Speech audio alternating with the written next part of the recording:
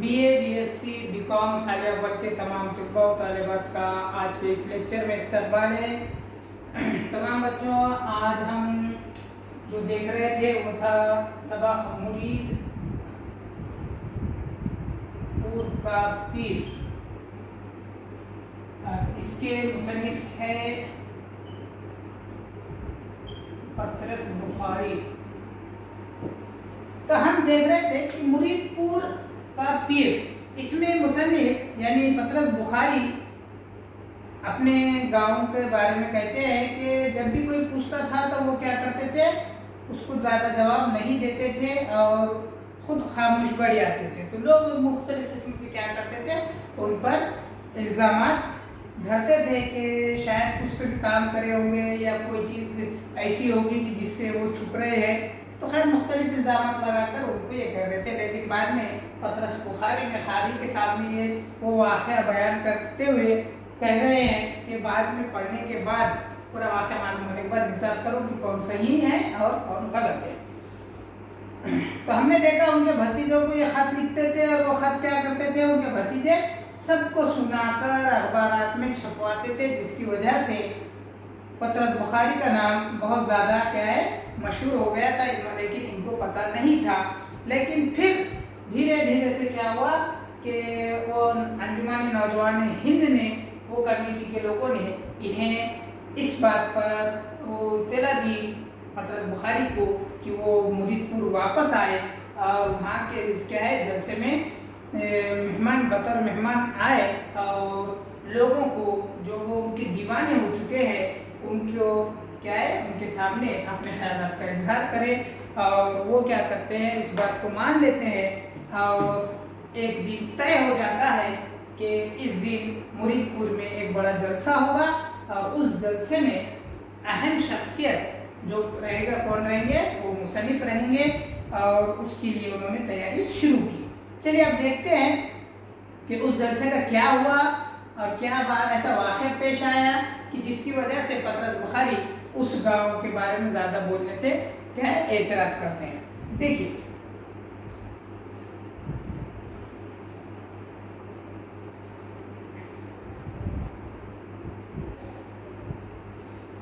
کہہ رہے ہیں کہ میں ایک کمزور انسان ہوں اور پھر لیڈری کا نشہ ایک لمحے ہی میں چڑھ جاتا ہے۔ اس لمحے کے اندر مجھے اپنا وطن بہت ہی پیارا معلوم ہونے لگا۔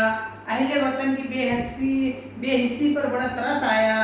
ایک آواز نے کہا کہ ان بیچاروں کی بہبودی اور رہنمائی کا ذمہ دار تو ہی ہے، تجھے خدا نے تدبر کی قوت بخشی ہے، ہزارہا انسان تیرے منتظر ہے، اٹھ کے سینکڑوں لوگ تیرے لیے محاذر لیے بیٹھے ہوئے ہیں۔ چنانچہ میں نے مرید پور کی دعوت قبول کر لی اور لیڈرانہ انداز میں بذریعہ تار اطلاع دی کہ 15 دن کے بعد فلاں ٹرین سے مرید پور پہنچ جاؤں گا۔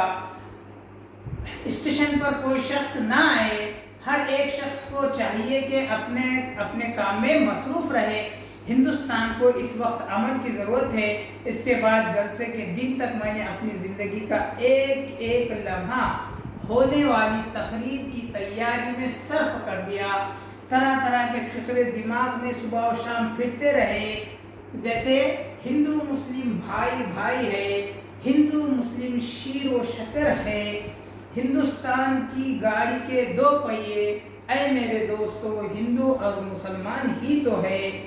پھر اور اس میں بتا رہے ہیں کہ جن قوموں نے اتفاق کی رسی کو مضبوط پکڑا وہ اس وقت تہذیب کے نصف النہار پر ہے، جنہوں نے نفاق اور پھوٹ کی طرح رجوع کیا، تاریخ نے اس کی طرف سے اپنی آنکھیں بند کر لی، وغیرہ وغیرہ۔ دیکھیے اب دعوت قبول ہو چکی ہے، اب اتنی وہاں پر انہوں نے تاریخ میں دے دی کہ 15 دن کے بعد میں یہ ٹرین سے وہاں آ جاؤں گا۔ اب تقریر کرنا ہے تو تقریر کرنے کا ان طریقے بتا رہے ہیں کہ اس دن سے تیاری شروع کر دی کہ مجھے کیا کیا بولنا ہے۔ تو کہہ رہے ہیں کہ میں نے کیا ہے ایک اچھے جملے یاد کر لیا کہ ہندو مسلم بھائی بھائی ہے، دوسرا جملہ یاد کر لیا کہ ہندو مسلم شیر و شکر ہے، اور ایک جملہ ہے کہ ہندوستان کی گاڑی کے دو پہیے ہے، اے میرے دوستو ہندو اور مسلمان ہی تو ہے۔ یعنی اس طریقے سے انہوں نے کیا کیا اپنے تقریر کو جذباتی اور مضبوط بنانے کے لیے جملے بنانا، تیار کرنا، لکھنا شروع کر دیے۔ پھر بچپن کے زمانے میں کسی درسی کتاب میں سنا ہے کہ 2 بیل رہتے تھے، ایک جا والا واقعہ پڑھا تھا، اسے نکال کر نئے سرے سے پڑھا اور اس کی تمام تفصیلات کو نوٹ کر لیا۔ پھر یاد آیا کہ ایک اور کہانی بھی پڑھی تھی جس میں ایک شخص مرتے وقت اپنے تمام لڑکوں کو بلا کر لکڑیوں کا ایک گٹھا ان کے سامنے رکھ دیتا ہے اور ان سے کہتا ہے کہ اس گٹھے کو توڑو۔ وہ توڑ نہیں سکے، پھر اس گٹھے کو کھول کر ایک ایک لکڑی ان سب کے ہاتھ میں دے دیتا ہے جس سے وہ آسانی سے توڑ لیتے ہیں۔ اس طرح وہ اتفاق کا سبق اپنی اولاد کے ذہن نشین کراتا ہے۔ اس کہانی کو بھی لکھ لیا۔ تقریر کا آغاز سوچا کچھ اس طرح کی تمہید مناسب معلوم ہوئی۔ دیکھیے اب تقریر شروع کر رہے ہیں تو اس میں کیا ہے، اچھا بنانے کے لیے وہ اپنی تقریر کو 2 کہانیاں یاد کر لی۔ ایک تو ہم سب نے بھی سنی ہوئی ہے بہت سارے اس پہ کہ کیا ہے کہ وہ لکڑیوں کا ایک باپ کا بہت کیا ہے موت قریب آ چکی تھی، تو ان بچوں کو ایک جگہ کرنے کے لیے وہ لکڑی کا گٹھا یا کرا ایک ساتھ توڑ نہیں توڑ سکے، الگ الگ دیا، یہ ہم نے بھی سنے ہیں۔ تو یہ کہانی میں سناؤں گا اور تقریر اچھی مضبوط بناؤں گا۔ یہ مصنف نے بھی یہی کیا اور سب ہو گئی باتیں بیچ کی طے ہو گئی، نعرے تیار ہو گئے، جملے اچھے مضبوط تیار ہو گئے، کہانی اس میں آ گئی بیچ میں۔ تو پھر کہہ رہے ہیں کہ اب آغاز کیسا کرنا چاہیے، تو آغاز کچھ اس طرح سے کیا، انہیں کچھ اشعار یاد آ گئے تو کیا ہے شروع کر رہے ہیں، انہوں نظم بنائے، اس پہ سے اشعار سے شروع کرنے کا طے کیے۔ کیا تھے؟ پیارے ہم وطنوں، اشعار دیکھیے، گھٹا سر پر ادبار کی چھا رہی ہے، گھٹا سر پہ ادبار کی چھا رہی ہے، فلاقت سما اپنا دکھلا رہی ہے، نحوست بس وہ پیش منڈلا رہی ہے، یہ چاروں طرف سے ندا آ رہی ہے کہ کل کون تھے آج کیا ہو گئے تم، ابھی جاگتے تھے ابھی سو گئے تم۔ ہندوستان کی جس ماہر ناز شاعر یعنی الطاف حسین حالی پانی پتی نے آج سے کئی برس پیشتر یہ اشعار قلم بند کیے تھے، اس کو کیا معلوم تھا کہ جوں جوں زمانے گزرتا جائے گا اس کے المناک الفاظ روز بروز صحیح تر ہوتے جائیں گے، آج ہندوستان کی یہ حالت ہے وغیرہ۔ وہ اشعار جو الطاف حسین حالی نے لکھے تھے، کہہ رہے ہیں کہ وہ اتنا آج کے دور میں اتنا زیادہ وہ معنی خیز ہو جائیں گے، اور اس طریقے کی باتیں کر کے میں کیا کروں گا، اپنی تقریر کو بہت مضبوط بناؤں گا اور بہت جوشیلی بناؤں گا۔ یہ مصنف نے طے کر دیا۔ پھر اب کیا کرنا چاہیے، تو پھر اس کے بعد دیکھ رہے ہیں اپنی تقریر پر امتحان دیا جا رہا ہے۔ اس کے بعد سوچا کہ ہندوستان کے حالات کا ایک دردناک نقشہ کھینچوں گا اور افلاس، غربت، بغض وغیرہ کی طرف اشارہ کروں گا، اور پھر پوچھوں گا کہ اس کی وجہ آخر کیا ہے۔ ان تمام وجوہوں کو دہراؤں گا جو اکثر بیان کرتے ہیں، مثلا غیر ملکی حکومت، آب و ہوا، مغربی تہذیب۔ کیا ہے خاص کر کسی دوشی مانا جاتا ہے، تو کہہ رہے ہیں کہ انہوں بھی اپنی تقریر میں غیر ملکی حکومت، پھر آب و ہوا، اور کہہ رہے ہیں کیا ہے مغربی تہذیب۔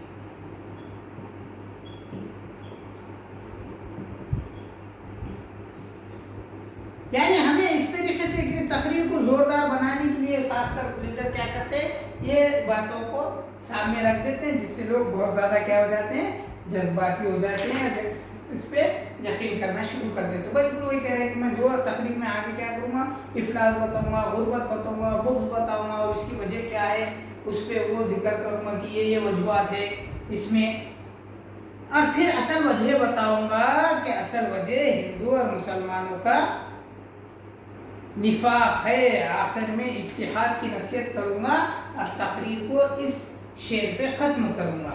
دیکھیے کیا ہے اس پہ، نفاق مانے نا اتفاقی، جو آپس میں ایک دوسرے کے واسطے جو نفرت پیدا ہو رہی ہے، اختلافات پیدا ہو رہے ہیں، تو کہہ رہے ہیں کہ آخر میں بولوں گا کہ یہ سب بتاؤں گا کہ ارے بھارت میں اگر غریبی ہے، بہت زیادہ کیا ہے پریشانی ہے، بے روزگاری ہے، تو اس کی وجہ کیا ہے، تو یہ وجہ بتاؤں گا کہ غیر ملکی حکومت یہ ہے، ایسے ایسے کا پالیسی استعمال کر رہے ہیں، یہاں کے آب و ہوا بھی تھوڑا ہے کہ نہیں کیا ہے کاروبار کے لیے سوٹ نہیں ہے، مغربی تہذیب کا ہم یہ کر رہے ہیں، ایسے مختلف وجہ بتاؤں گا اور کہہ رہے ہیں کہ پھر کیا بتاؤں گا، ارے یہ سب تو ٹھیک ہے، مگر اصل وجہ کیا ہے کہ ہندو اور مسلمان کیا ہے الگ الگ ہے، اس کی وجہ سے یہ سب باتیں کروں گا، اور آخر میں کیا کروں گا تقریر پہ ایک شعر پہ ختم کر دوں گا۔ وہ شعر یہ تھا کہ آ اندلی کو مل کے کرے آہ وزاریاں، تو ہائے گل پکار میں چلاؤں ہائے دل۔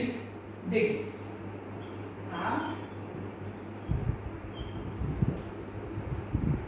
اندلیب مل کر کرے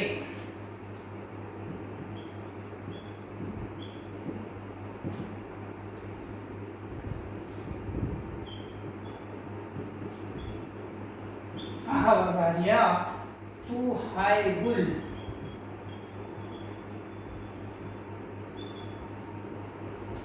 پکار میں چلوں،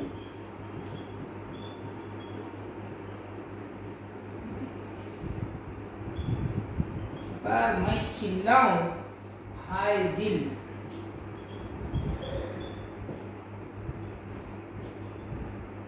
اس شعر کے ساتھ وہ کیا کہہ رہے ہیں کہ میں تقریر ختم کروں گا۔ آ اندلی کو مل کر کرے، آ اندلی کو مل کے کرے آہ وزاریاں، تو ہائے گل پکار میں چلاؤں ہائے دل۔ اس طریقے سے اس شعر پر کیا کریں گے تقریر ختم کریں گے۔ اس طریقے کا پورا خاکہ انہوں نے کیا ہے تقریر کا سوچ رکھا تھا۔ پھر کیا ہوا آگے دیکھیں، 10-12 دن اچھی طرح غور کر لینے کے بعد میں نے اس تقریر کا ایک خاکہ سا بنا لیا، اب تیار کر لیے خاکہ۔ خاکہ کیسا ہے یعنی اسٹرکچر، خاکے کو کیا کہتے ہیں اسٹرکچر، یعنی تقریر تو لکھ کر ایسا پڑھ کے تو نہیں سنا سکتے، تو خالی دیکھنے کے لیے، نظر رکھنے کے لیے، یاد دہانے کے لیے کیا ہے ایک خاکہ، چھوٹے سے پوائنٹس جو ہے وہ انہوں نے بنا لیا ہے۔ اس 10-12 دن اچھی طرح غور کر لینے کے بعد میں نے اس تقریر کا ایک خاکہ سا بنایا اور اس کو ایک کاغذ پر نوٹ کیا تاکہ جلسے میں اسے اپنے سامنے رکھ سکوں۔ وہ خاکہ اس طرح کا تھا، کیا بنایا کہ سب سے پہلے کیا ہونی چاہیے تقریر میں، تو تمہید بنا دیے ہو کہ میں تمہید یہ کروں گا، اور تمہید میں کیا ہے اس پہ ساتھ میں لکھ دیے کہ اتنی حالی کر اشعار پیش کروں گا، اور دم سے یا پھر زور سے وہ اس پہ لکھ دیا، آواز کہاں سے آئے گی۔ پھر دوسرا تقریر میں کہہ رہے ہیں کہ ہندوستان کی موجودہ حالات کا ذکر کروں گا کہ کیا حالات ہے، اس کی وجہ بھی لکھ دیے کہ بھئی کیا ہے، اس کی ایک وجہ افلاس ہے یعنی غریبی ہے، اور دوسرا اس میں لکھ دیے کہ بھئی بغض ہے۔ پھر تیسرا خاکہ اس پہ بنائے گی، تیسری نوٹ اسی کے اس میں کہ خیر قومی رہنماؤں کا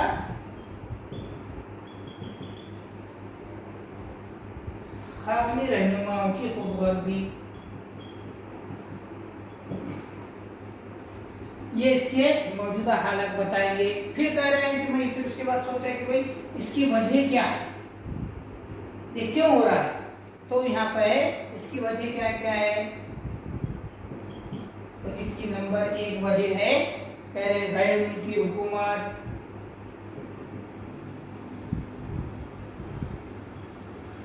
آب و ہوا،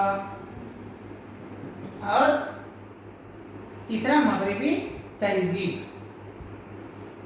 یہ پورا خاکہ بن رہا ہے۔ پھر مین چوتھی جو بات ہے وہ کہے کہ ہندو مسلم اتحاد کا نعرہ، اور آخر میں اختتام۔ اس طریقے سے انہوں نے کیا کیے اپنی تقریر کے ایسی چھوٹی سی پوائنٹ بنا لیے تاکہ وہ سامنے رکھیں گے اور تقریر اس انداز میں کریں گے، یعنی پوری تیاری انہوں نے کر دیا کہ میں اشعار کب پڑھنا ہے اور کیسے آواز میں پڑھنا ہے، کیا ہوگا، یہ سب چیزیں پورا طے کر کے رکھ دیے۔ اس خاکے کو تیار کر چکنے کے بعد جلسے کے دن تک ہر روز اس پر نظر ڈالتا رہا اور آئینے کے سامنے کھڑے رہ کر بعض معرکہ آرا فقروں کی مشق کرتا رہا۔ نمبر 3 کے بعد کی مسکراہٹ کی خاص مشق بہم پہنچائی، کھڑے ہو کر دائیں سے اور بائیں سے دائیں گھومنے کی عادت ڈالی تاکہ تقریر کے دوران میں آواز سب تک پہنچ سکے اور سب اطمینان کے ساتھ ایک ایک لفظ سن سکے۔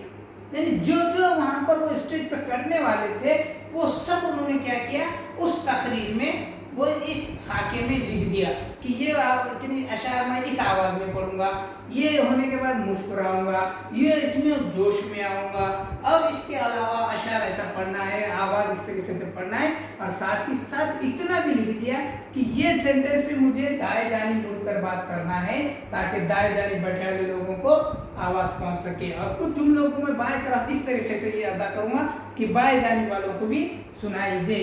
یعنی چلنا پھرنا دیکھنا گھومنا اس سب چیزوں کی وہ کیا کر رہے ہیں، پوری تیاری کر چکے ہیں، آئینے کے سامنے کھڑے رہ کے۔ خاص کر ہم بھی کبھی کیا کرتے ہیں اسکول وغیرہ میں جب تقریریں کمپٹیشن وغیرہ ہوتی ہے تو ایسا آئینے کے سامنے کھڑے رہ کے کیا کرتے ہیں اس کو دہراتے ہیں اور دیکھتے جاتے ہیں کہ کیسے لگ رہے ہیں۔ باقی لیکن وہاں پہ لوگوں کے سامنے ہنسی کا موضوع تو نہیں بن جائیں گے، یا پھر کیا ہے اس میں واقعی لوگ ہمیں داد و تحسین دیں گے، اس کی تیاری بالکل اسی طریقے سے کر رہے ہیں۔ تو کہہ رہے ہیں کہ یہ سب انہوں نے کر دیا۔ نمبر 3 کے بعد مسکراہٹ کی خواہش مشق کی، سب کے ساتھ کوئی ایسے مسکرانا ہے، سب چیزیں یہاں پر تیار ہوگا۔ اب اللہ اللہ کر کے سب چیزیں پوری تیاری ہو گئی، تقریر کی ہر وقت دیکھ دیکھ کے کر لیے، اب سفر کا وقت آ چکا ہے۔ اب دیکھیے کیا ہوا ہے، آگے دیکھیے۔ مرید پور کا سفر 8 گھنٹے کا تھا۔ رستے میں ساگا کے اسٹیشن پر گاڑی بدلنی پڑتی تھی۔ انجمن نوجوانان ہند کے بعض جوشیلے ارکان وہاں استقبال کو آئے ہوئے تھے۔ انہوں نے ہار پہنائے اور کچھ پھل وغیرہ کھانے کو دیے۔ سانگا سے مرید پور تک ان کے ساتھ اہم سیاسی مسائل پر بحث کرتا رہا۔ جب گاڑی مرید پور پہنچی تو اسٹیشن کے باہر کم از کم 3000 آدمیوں کا ہجوم تھا جو متواتر نعرے لگا رہا تھا۔ میرے ساتھ جو والنٹیئر تھے انہوں نے کہا سر باہر نکالیے، لوگ دیکھنا چاہتے ہیں۔ میں نے حکم کی تعمیل کی۔ ہار میرے گلے میں تھے، ایک سنترا میرے ہاتھ میں تھا۔ مجھے دیکھا تو لوگ اور بھی جوش کے ساتھ نعرے زن ہوئے۔ بمشکل تمام باہر نکلا، موٹر پر مجھے سوار کرایا اور جلوس گاہ کی طرف چلا۔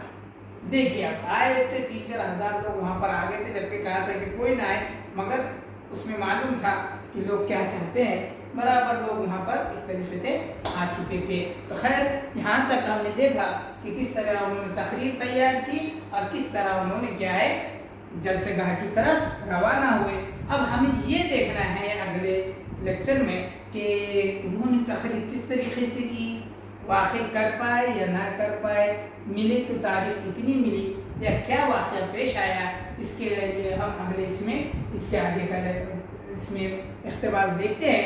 جب تک کے لیے دیجیے اجازت، اللہ حافظ۔